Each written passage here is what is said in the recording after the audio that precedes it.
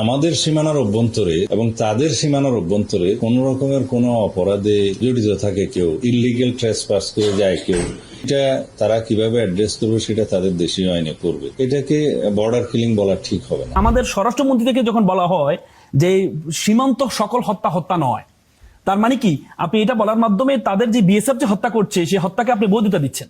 কারণ ভারত আপনি দেখেন প্রত্যেকটা বর্ডারে বিড়াল, আর ভারত শুধুমাত্র আমাদের বর্ডারে হচ্ছে তারা বাঘ হয়ে যায়। পৃথিবীতে যত বর্ডার আছে আপনি দেখেন, আমরা বলা হয়েছে ভারত হচ্ছে শক্তের বক্ত নরমের জম, যারা নরম তাদের উপর জম। আপনি দেখেন লাইন অফ কন্ট্রোলে যান, ভারত পাকিস্তান যে বর্ডার, সেই বর্ডারে কিন্তু স্মাগলিং পৃথিবীতে কোন দেশে হয় না, পৃথিবীর কোন বর্ডারে স্মাগলিং হয় না। কিন্তু আমাদের স্বরাষ্ট্রমন্ত্রী থেকে যখন বলা হয় যে সীমান্ত সকল হত্যা নয়, তার মানে কি আপনি এটা বলার মাধ্যমে তাদের যে বিএসএফ যে হত্যা করছে সেই হত্যাকে আপনি বৈধতা দিচ্ছেন, তাদেরকে আপনি সুযোগ করে দিচ্ছেন যে তোমরা যে হত্যাগুলো করছে স্মাগলিং এর কারণে, মানে বোঝানো হচ্ছে যে চোরাচালান যারা করে তাদেরকে মারতে পারবে। তার মানে মারলে আমরা মাইন্ড করবো না, এটাকে হত্যা বলবো না আমরা।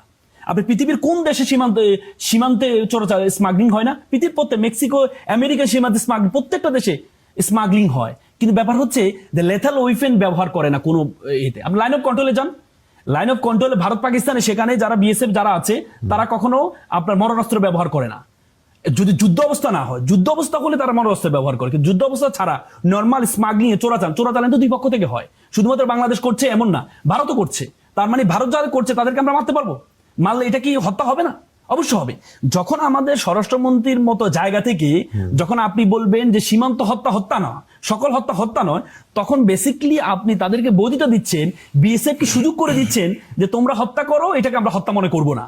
তাহলে ভারতের যারা আপনি দেখেন, বাংলাদেশে ভারতের প্রচুর লোক, 10 লক্ষের উপরে আছে যারা বাংলাদেশের কাগজপত্র আনডকুমেন্টেড করছে। তার মানে কি তাদেরকে হত্যা করা আমাদের জন্য কি মানে হত্যা হবে না?